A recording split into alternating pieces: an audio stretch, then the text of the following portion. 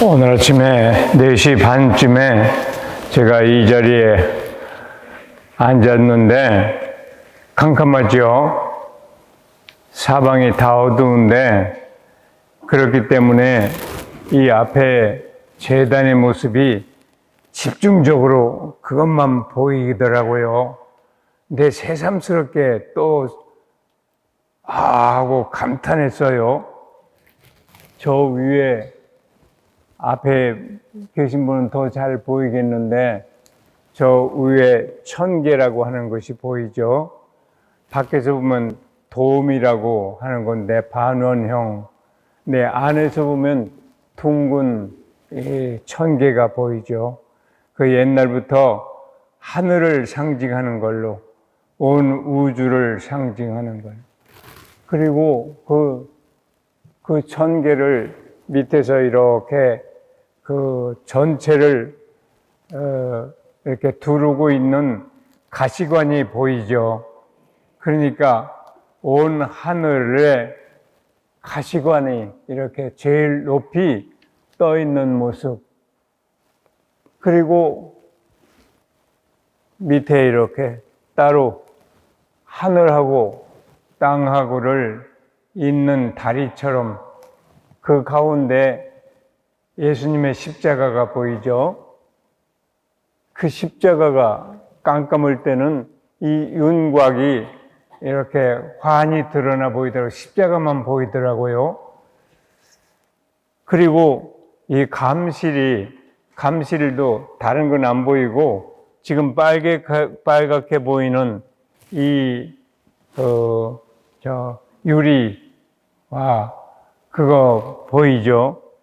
그때 보이니까 그 십자가에서 달려 계신 예수님의 옆구리에서 흘러나온 피가 같은 모습이잖아요. 이렇게 흘러가는. 그리고 제단이 보이고 여기는 우리가 성찬의 제단이라고 그러죠. 빵의 제단. 여기는 말씀의 제단. 이게 아주 이 성당 이 디자인 하신 분이 기가 막힌 우리가 지금 생각하고 있는 이야기 전체를 여기에다 이렇게 잘 담아 놓을 수가 있을까? 새삼 깜짝 놀랐어요. 그리고 오늘 복음이 또 이렇게 안성맞춤일 수가 없어요. 이제 이게 보셨으니까 그 엠마오로 가던 두 제자의 이야기인데 한번 그 새 성경 말고 제가 좋아하는 그 옛날 쓰던 공동 번역 성경으로 다시 한번 들어보세요. 이제 제가 들려드리면서 어떤 부분은 좀 더 강조하고 풀이하느라고 조금 다르게 할 거예요. 그리스말 원전에 가깝게 하기 위해서 마리아 막달레나 그리고 요한나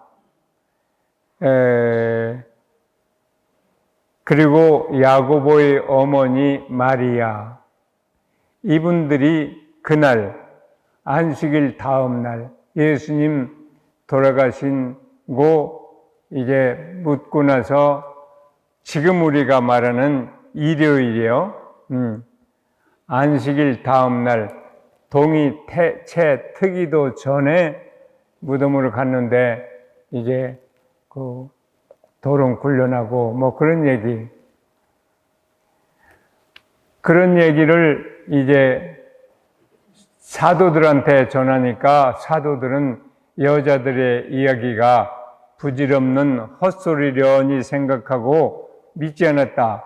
그러나 베드로와 요한은 급히 일어나서 달려갔다. 가서 무덤 안에 들어가 보았더니 수의는 흩어져 있고 예수의 머리를 싸매고 있던 수건은 한 곳에 잘 개켜져 있었다. 그걸 확인하고 어찌된 일인가 하고 이상히 여기면서 집으로 돌아갔다. 어제 거기까지요.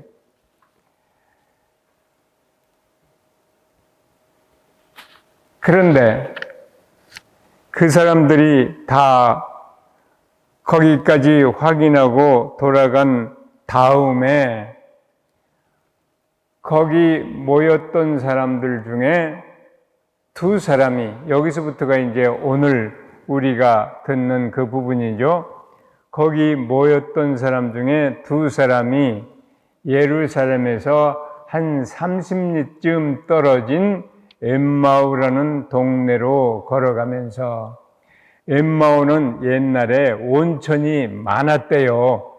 그러니까 온천이라는 뜻이래요. 본래 뜻은 온천이. 그러니까 물이 밑에서 콸콸콸 솟아나왔던가 봐요. 엠마오라는 동네로 걸어가면서 요즘에 일어난 일들에 관해서 이야기를 주고받고 있었다. 그들이 그런 이야기를 하며 토론하고 있을 때, 말이 토론이지 거의 싸우다시피 한 거예요. 왜 너 내 가만히 앉아있는 나까지 자원 이렇게 불쑥불쑥 해가지고 꼬셔서 데리고 가서 오늘날 이렇게 망신을 시키냐.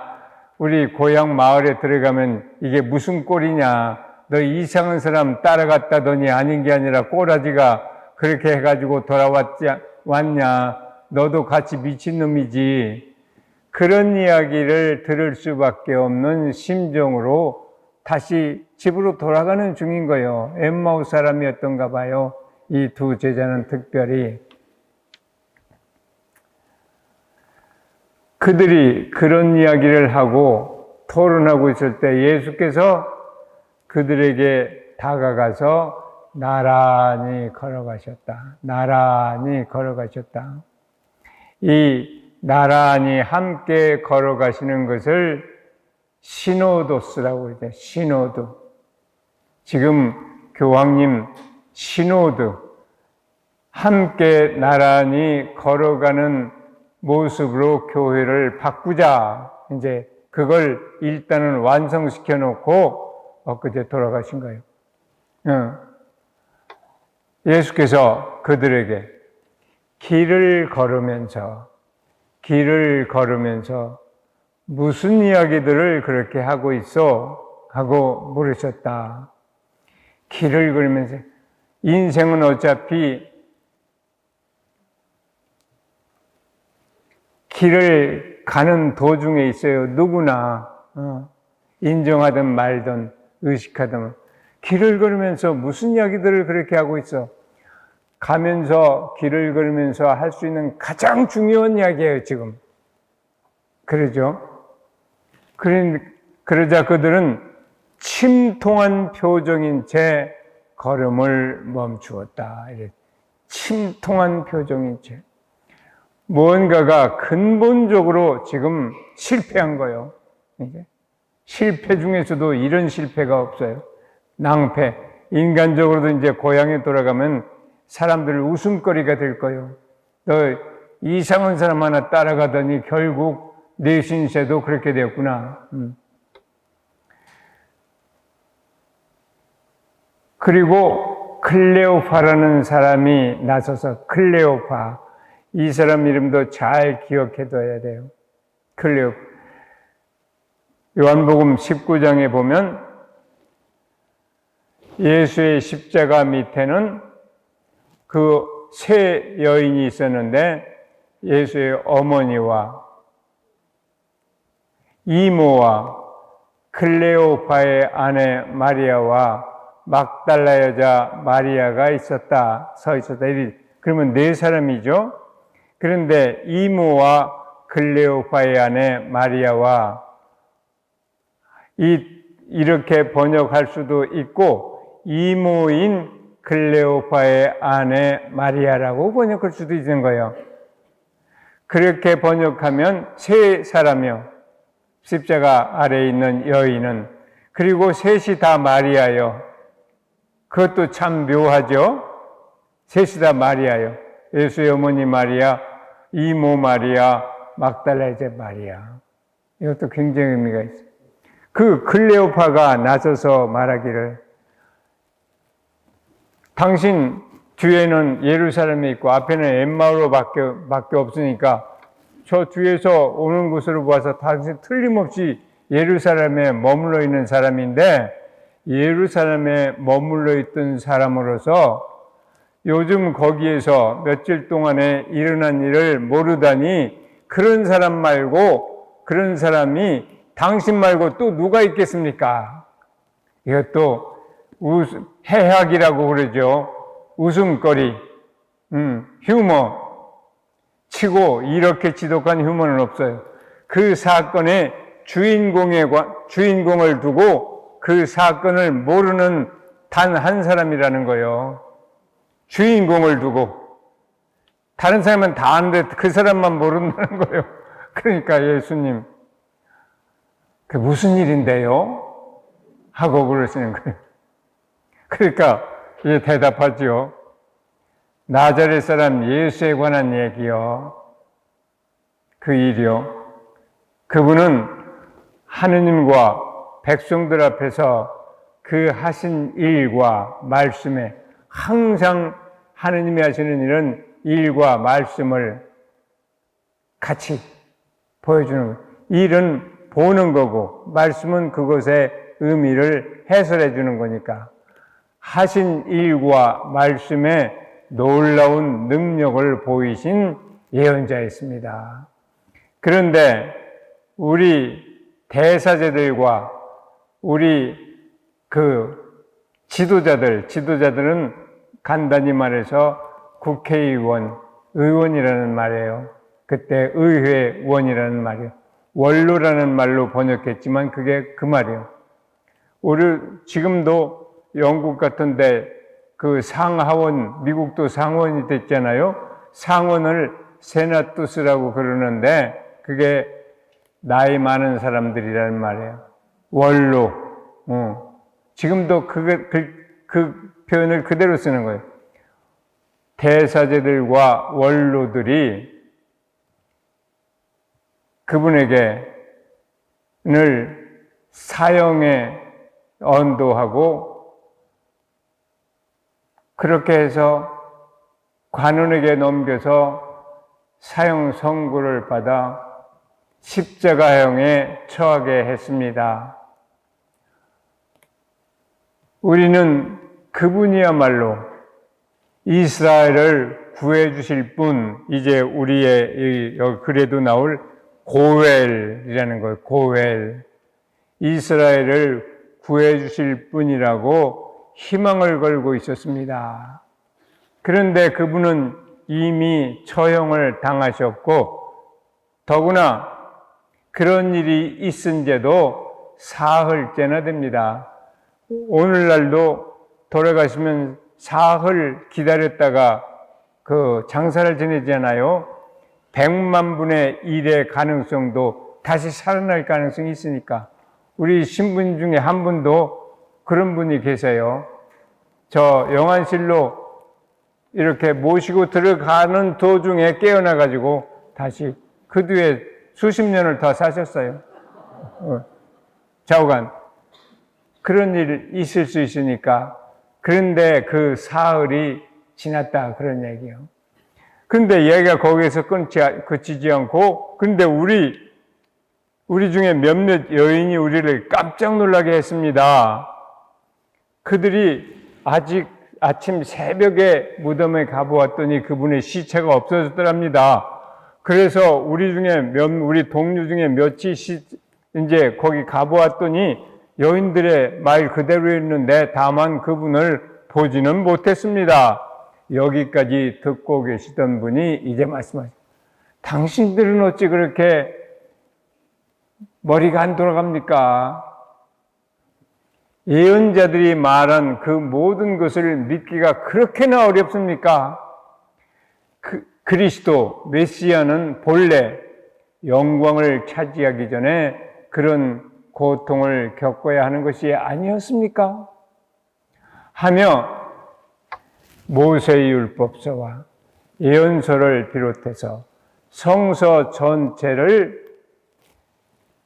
고난받는 야훼의 종이라고 하는 그 이야기, 그 모습을 열쇠로 해서 성서 전체를 다시 요약해서 풀이해 주셨다, 그런 얘기예요. 우리가 지금 하고 있는 일이 바로 그거예요. 성서 전체를 그리스도라고 하는, 고난받는 그리스도라고 하는 것을 열쇠로 해서 다시 보게 만들어줬다, 그런 얘기예요. 우리가 이렇게 내가 지금 사방에 돌아다니면서 아마 10번이라고 할지 100번이라고 할지 얘기를 했는데, 오늘 여기서 이렇게 적당한 딱 맞는 말씀을 다시 내가 이런 도중에 보게 되니까, 만나게 되니까 얼마나 신비로운지 몰라요. 그러니까 그렇게 복잡한 이야기를 딱 고난받는 야훼의 종이라고 하는 그 이미지를 가지고 다시 보게 만들었다고요. 그 고난받는 야훼의 종의 이미지를 우리는 그동안에 들었어요. 부활을 앞두고 조금씩 하나씩 고난받는 야훼의 노래 1번, 2번, 3번, 4번까지 들었어요. 4번. 제일 첫 번째가 뭐냐면 이사야 예언서 42장의 이야기예요. 뭐라고 되어 있냐면, 여기에 나의 종이 있다. 그는 내가 믿어주는 자, 마음에 들어 뽑아 세운 나의 종이다. 그는 나의 영을 받아, 이랬어요. 영을 받아. 영을 받은 사람을 그리스도라고 그러잖아요. 메시아라고 그러고, 그 근거가 여기 있는 거예요. 그는 나의 영을 받아 문민족에게 바른 인생길, 어떻게 하면 제대로 살까? 무엇이 의로움인가? 하느님 앞에 의로운 이로 나타나기 위해서 어떻게 할까? 그것에 대해서 문민족에게 바른 인생길을 펴주리라.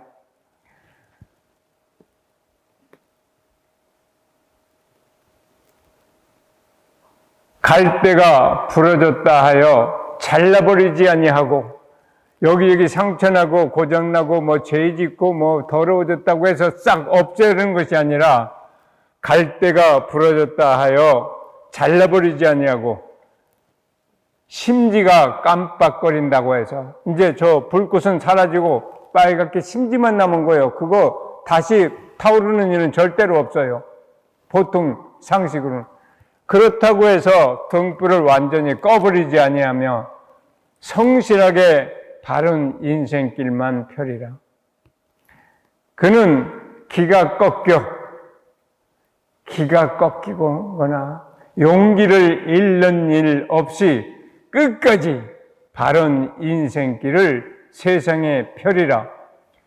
그러니까 바닷가에 사는 주민들도 그의 가르침을 기다린다. 바닷가라고 하는 얘기는 땅끝이라는 말의 다른 표현이요. 온 세상의 모든 민족들이 그의 가르침을 기다린다. 하늘을 창조하여 펼치시고, 하늘을 창조하여 펼치시고, 땅을 밟아 늘리시고, 거기 온갖 싹이 돋게 하시는 하느님, 그 위에 사는 백성에게 입김을 불어넣어 주시고, 거기 움직이는 것들에게 숨결을 넣어주시는 하느님께서 이제 말씀하신다. 내가 너의 손을 잡아 지켜주고 너를 세워 인류와 계약을 맺으니 너는 만국의 빛이 되어라. 이게 그리스도에게 하시는 야훼의 말씀이요. 예수 그리스도, 그 다음에 그리스도인인 우리에게, 그리고 우리 모여있는 그리스도교, 우리 모두에게 하시는 말씀. 영을 받았으니까, 만국의 빛이 되어라.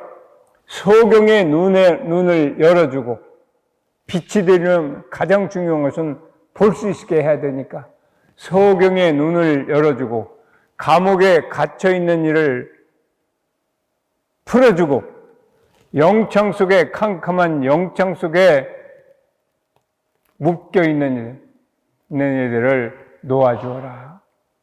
이게 그리스도인, 그리스도교가 해야 할 일이에요, 이 세상에서. 그런데 지금 우리의 시각에서 가장 중요한 것은 엠마오로 가는 이제 두 제자. 이 사람들도 상황이 다 끝난 다음에 깨달은 거요.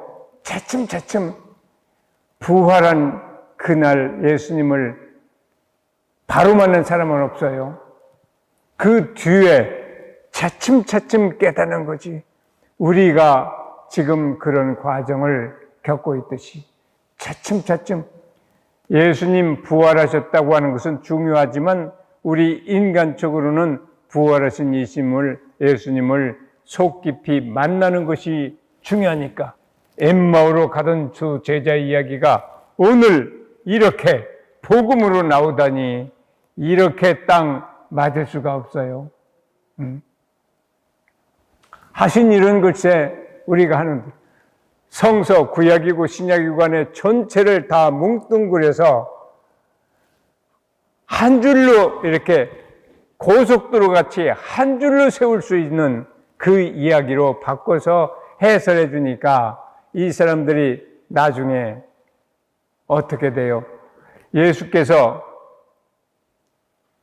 이제 그들이 가려고 하던 동네에 거의 이르렀을 때 예수께서 더 멀리 가시려는 듯 제스처를 그렇게 하신 거예요. 근데 보이자 그들은 이제는 날도 다 저물어 저녁이 다 되었습니다. 그러니 이제 우리 집에 가서 머물르십시오. 그랬다는 거예요. 만약에 그때 붙잡지 않았으면 어떻게 될 건가?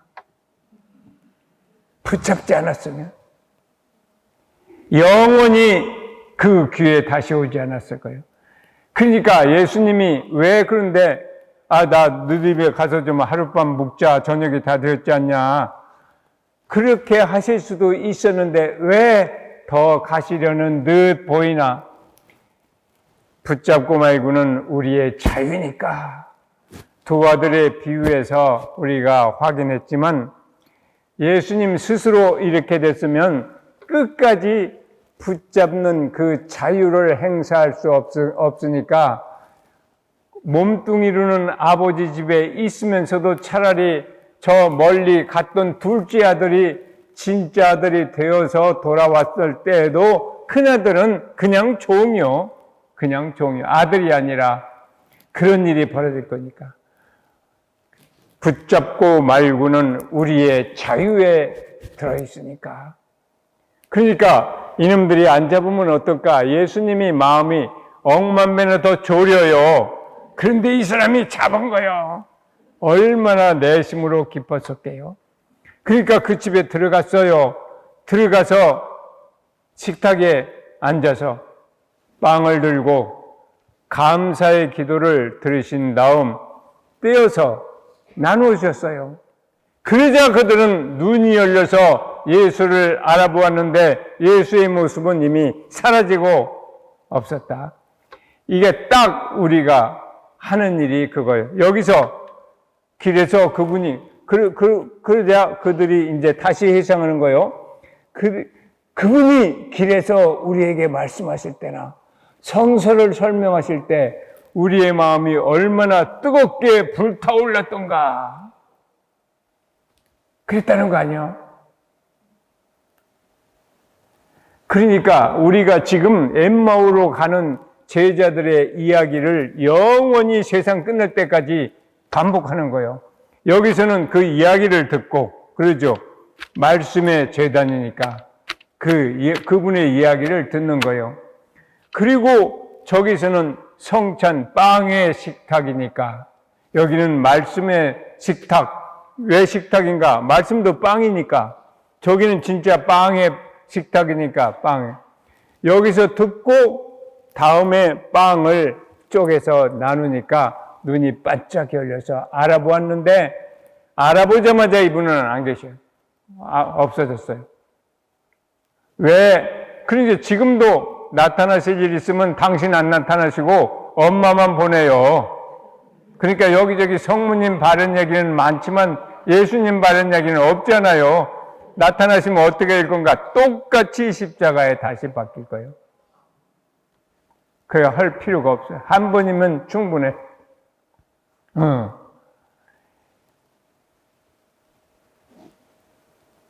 그래서 그분이 우리에게 말씀하실 때나 성서를 설명해 주실 때 얼마나 우리 마음이 뜨겁게 불타올랐던가.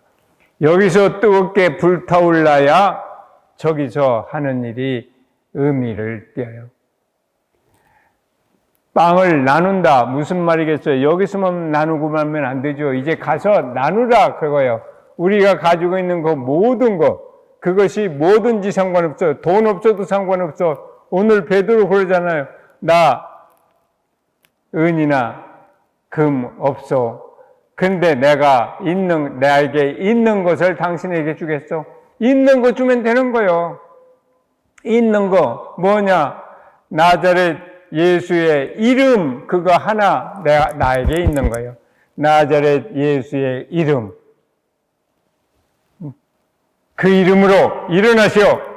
그리고 오른팔을 잡고 일으키니까 이 사람이 발과 다리에 힘을 얻어 불뚝 일어났다. 그리고는 그들과 함께 이제 성전으로 오늘 향해서 가면서 걷기도 하고 깡충깡충 뛰기도 하면서 하나님을 찬양하였다. 보던 사람들, 그 사람이 걸어가면서 하나님을 찬양하는 걸 보고 그가 얼마 전까지만 해도, 도대체 엊그제까지만 해도 성전의 아름다운 문이라는 그 문 곁에 앉아서 구걸하고 있던 사람이 틀림없는데 이게 어쩐 일인가 하고 사람들이 깜짝 놀랐다.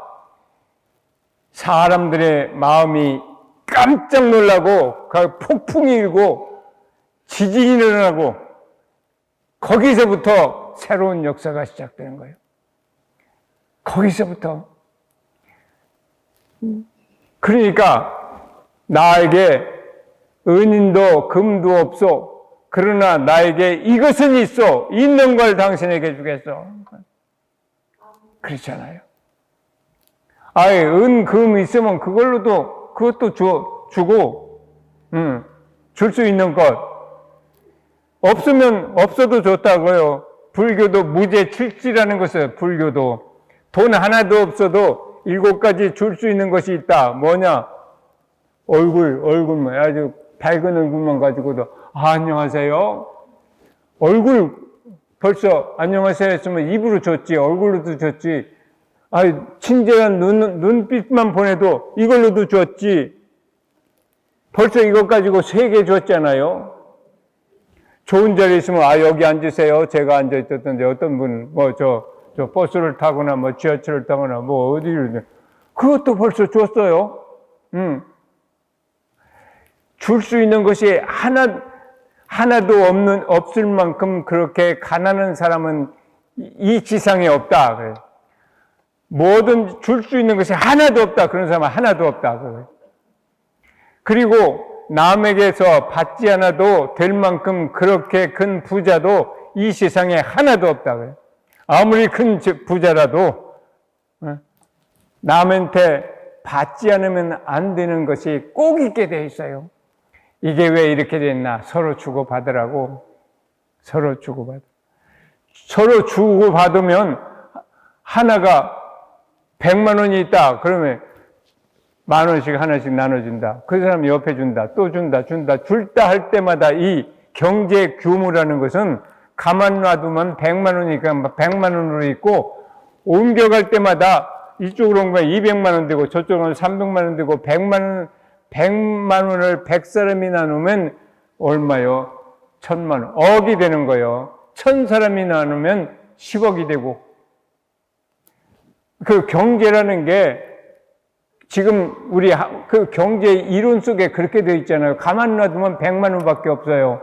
근데 100이 나누면 억이 되고 1000이 나누면 10억이 되고 10억인가? 저건 뭔지 계산도 잘 안 되네. 어쨌든지 그 나라의 경제 규모는 돌아가는 총량으로 계산하지 가만히 가지고 있는 것으로 계산하지 않아요.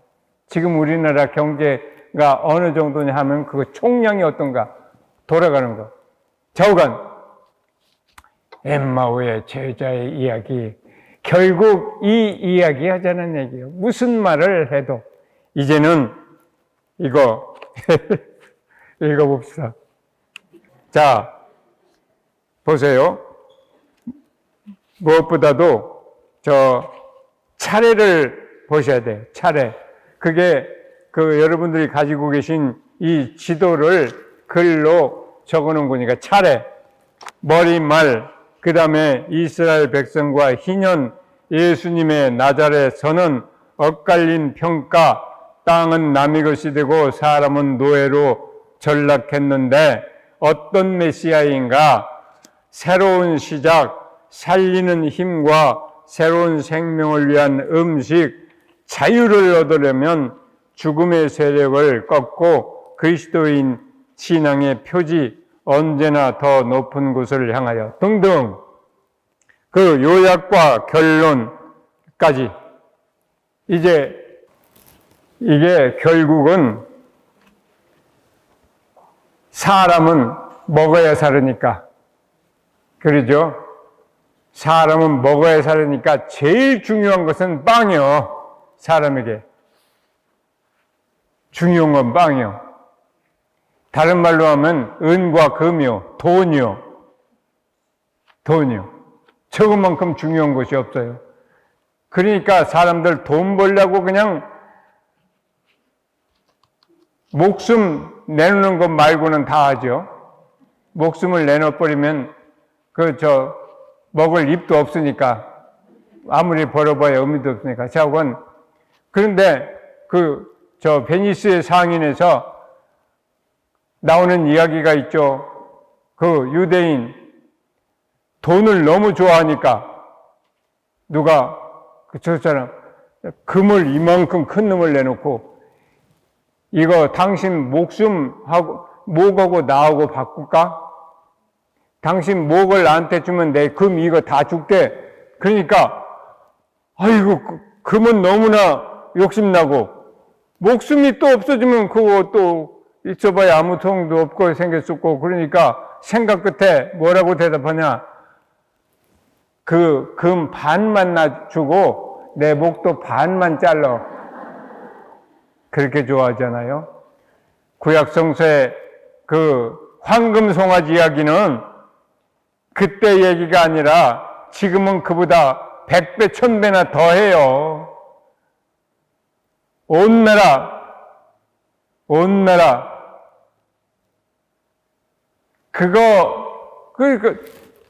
대통령 출마하는 사람 뭐라고 그래요? 잘 먹고 잘 살게 해준다. 그거요, 요컨대. 그거요. 그리고 그거 잘 해줄 것 같으면 대마귀가 그 자리에 있든지 천사가 있든지 아무 상관없다. 잘 먹고 잘 살기만 해줘라.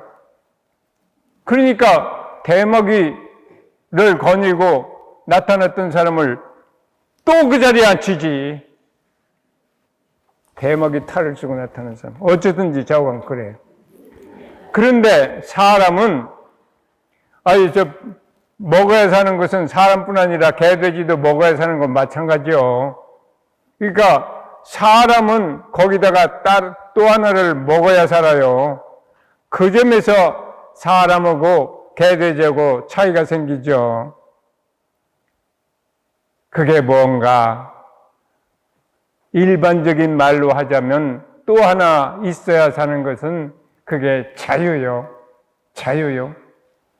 자유를 빼내면 아는 것까지 심지어 요즘에는 AI가 세상에 제일 똑똑한 사람 1000만 갖다 놔도 AI하고 대면 비교가 안 돼요. 이제는 그런 시대도 지났어요. 그동안에는 열심히 노력해서 배우고 머릿속에 들은 거 많을수록 빵도 차지하고 권리도 차지하고 별거 다 차지할 수 있었는데 이제는 아는 것마저도 이제는 AI가 기계가 사람 비교가 할 수 없을 만큼 그렇게 월등하게 돼. 그러니까 그것 가지고도 이제 경쟁이 안 되는 거예요. 뭔가 기계에는 자유가 없는데 인간은 자유가 있는 거예요. 자유. 그러니까 자유가 아니면 죽음을 달라고 그랬잖아요. 혁명 구호. 자유가 없으면 죽음을 줘라. 그러니까 그것을 위해서라면 인간은 빵을 위해서는 아니지만 자유를 위해서는 죽음까지도 각오할 수 있는 존재가 인간이요. 빵을 위해서 죽음을 달라고 하는 사람은 없어요. 내 자유를 위해서는 죽음하고 바꿀 용의가 있다. 그런 사람 얼마든지 있어요. 자유. 그런데 이걸 저 빵은 제가 저 앞에 저 시청이 있어서 시청 마당에 잔디밭에 빵 하나 사다가 제가 찍었거든요. 근사하지 않아요? 근데 자유는 그림으로 나타나려니 어떻게 할 수가 없더라고요. 어떻게 하나 이거 자유를 그래도 이 빵에 상응하는 그래도 자유를 보여줘야 되겠는데 그러던 차에 한번 서울에 와서 지하철을 탔더니 지금은 없어졌는데 지하철에 그 천정하고 그 여기 벽 사이에 중간에 이렇게 생긴 데가 있어요. 거기에 저 그림이 딱 붙어 있는 거예요. 거기에 그때 어떤 회사가 뭔가를 선전하기 위해서 아마 만드는 사진인 것 같은데 저걸 보면서 이야 바로 저거구나 그랬어요. 근데 저것이 어떻게 해서 자유를 상징해요? 저 그림이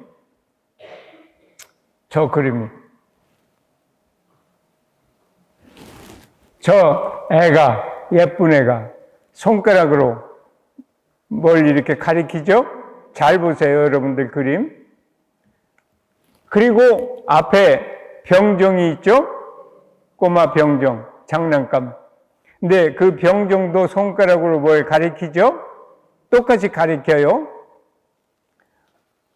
그런데 그 애하고 인간인 애하고 병정, 꼬마 병정은 인형이죠. 기계요.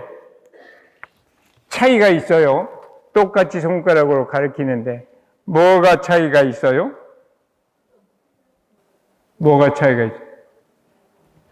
병정은 그게 인형, 기계, 사람이 만들어 오는 것이니까 손가락을 이렇게 가리키기는 하는데 뒤에 보면 태엽 감는 손잡이가 크게 붙어 있죠.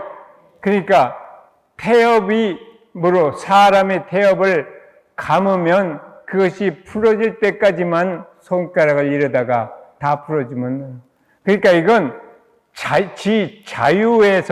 자유로 손가락을 가리키는 것이 아니라 사람이 감아준 그 힘으로 태엽의 힘으로 그것이 있을 동안만. 그러니까 하나는 사람이 만든 인형, 기계고 하나는 진짜 사람이야. 그런데 그 꼬마 병정, 인형이, 기계가 오늘에 와서는 AI가 됐어요. 그런데 AI하고 인간하고의 차이는 여전히 자유가 있느냐 없느냐야. AI가 만일에 자유를 갖추게 된다면 더 이상 기계가 아니라 사람일 거예요.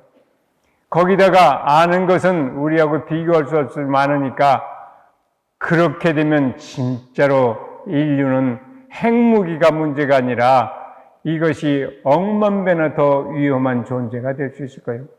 인간을 지배하게 될 테니까. 어쨌든지 이래요.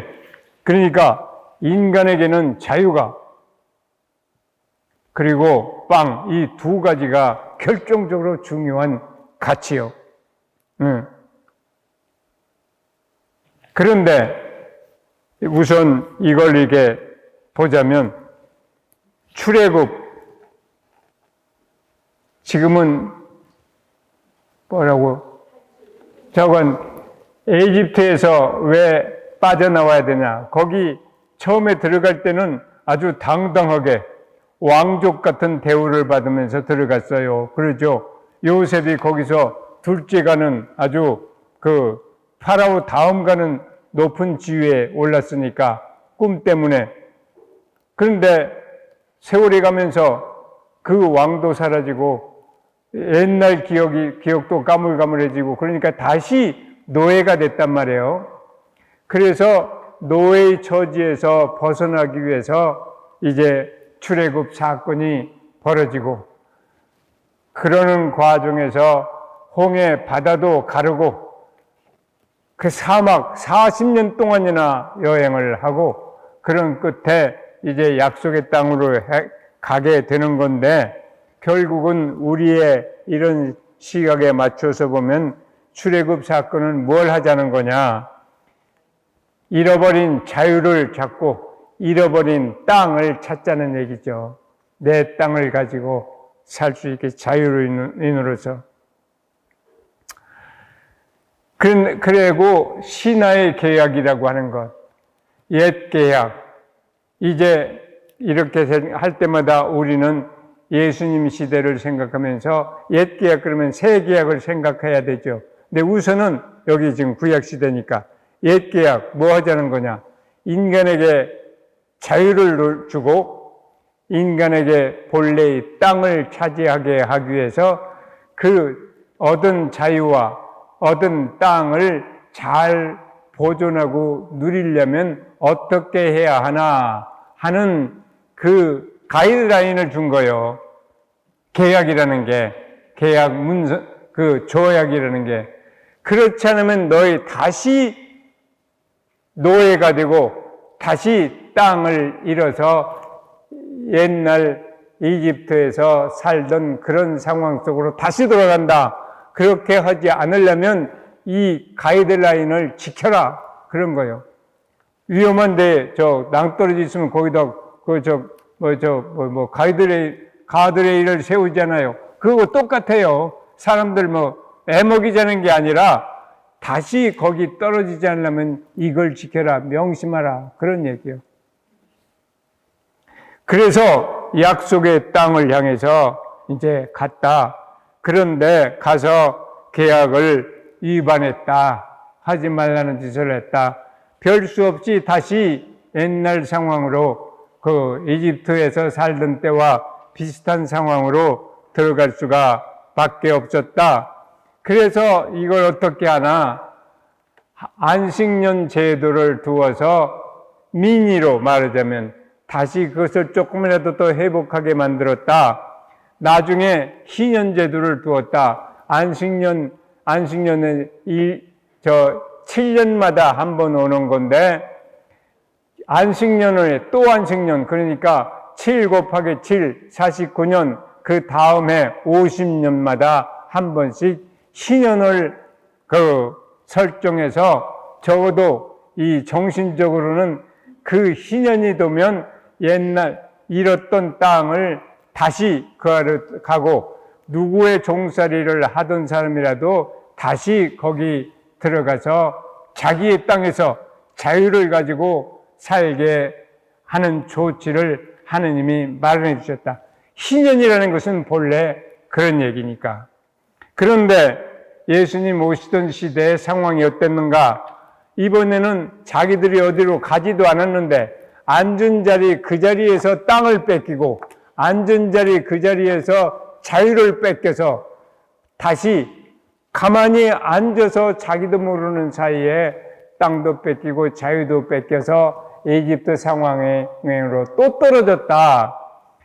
그런 때 예수님이 오셨는데 저분이 정말 우리를 구원해 주실 그 메시아인가? 다른 말로 하면 그리스도인가? 아닌가? 사람들이 그 행동을 보고 어떻게 보면 긴 것 같기도 하고 어떻게 보면 아닌 것 같고 긴가민가 이랬다 그런 거예요. 그 민가가 아니라 긴가다. 복음은 다 그걸 가르쳐 주기 위해서 써졌다 그런 얘기예요. 그 사람들 언뜻 들으면 지금도 긴가민가 그래요. 크리스천은 누군가 민가가 아니라 긴가다. 그것을 머리로만 아는 게 아니라 우리 몸도 그 머리에서부터 발끝까지 완전히 성령이 채워져서 그걸 깨닫는다. 뭐 공부로 그걸 깨닫는 게 아니라 성령이 채워줄 때까지. 그러니까 너희는 예루살렘을 떠나지 말고 내가 전에 약속한 전에 일러준 아버지의 약속을 기다리라. 성령이 너희에게 오시면 너희는 힘을 받아 예루살렘과 온 유다와 사마리아뿐만 아니라 땅 끝에 이르기까지 어디에서나 나의 증인이 될 거다. 그랬잖아요. 이 얘기는 다 그 얘기예요. 간단하잖아요. 간단해. 그리고 그것은 여기 와서 나중에 일부라도 새벽에 오셔가지고 이 앞자리에서 보세요. 다른 거 다 안 보이고 이것만 보일 거예요. 저 하늘의 천궁, 그리고 그걸 감싸고 있는 그 가시관, 이제 더 구체적으로 보여주는 예수님의 그 깜깜해도 이 십자가의 이 윤곽은 뚜렷하게 보이게 되어 있더라고요. 그리고 여기 저 감실에 그 붉은 기가 막힌 거예요, 좌우한 여기. 그러니까 나중에 이걸 이렇게 딱 끼고 여기 와서 앉아있기만 하면 이제는 공부할 필요도 없어. 쳐다만 봐도 이게 다 한 줄로 다 서 있으니까. 한 줄로. 기가 막히죠. 자, 이거 벌써 이렇게 됐네. 그래도. 자, 머릿말이라도 읽읍시다. 선생님은 살아계신 하느님의 아들 그리스도입니다. 예수께서 제자들에게 너희는 나를 누구라고 생각하느냐 하고 물으셨을 때 시몬 베드로가 내놓은 유명한 대답이다. 시몬은 이 대답 하나로 예수님으로부터 더할 수 없는 축하와 칭찬, 그리고 인간으로서는 꿈도 꿀 수 없을 만큼 엄청난 능력을 받았다. 잘 들어라. 너는 베드로, 바위다, 돌이다. 이 집은 다 돌씨 집안이요.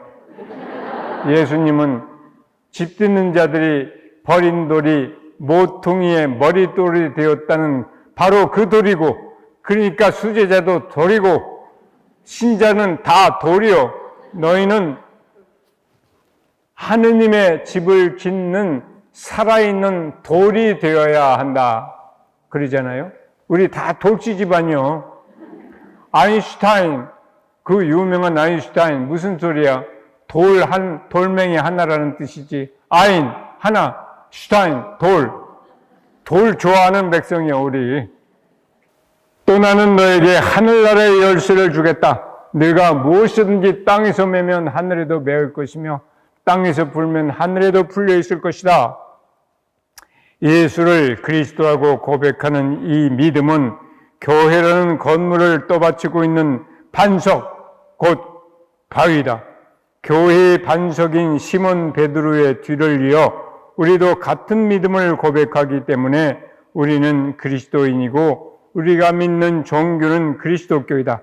이 반석을 떠나면, 이 바위를 떠나면 우리의 믿음과 교회는 모래 위에 지은 집처럼 무너질 수밖에 없다.